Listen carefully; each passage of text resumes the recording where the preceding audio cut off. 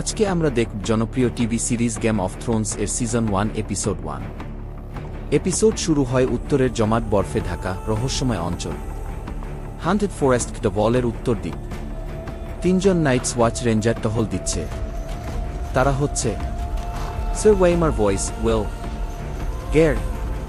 গ্যারেট হঠাৎ দেখতে পায় কিছু মরদেহ, যা দেখে মনে হচ্ছিল না এটা কোনো মানুষের কাজ। ঠিক তখনই সে একটা অদ্ভুত বাচ্চা মেয়েকে দেখতে পায় এবং মুহূর্তে এই মেয়েটি গায়েব হয়ে যায়। এটা দেখার পর সে দ্রুত গিয়ে স্যার ওয়েমার ভয়েস এবং উইলকে জানায়। তারপর তারা ওখানে আবার যায়, কিন্তু তখন আর লাশগুলো দেখতে পায় না।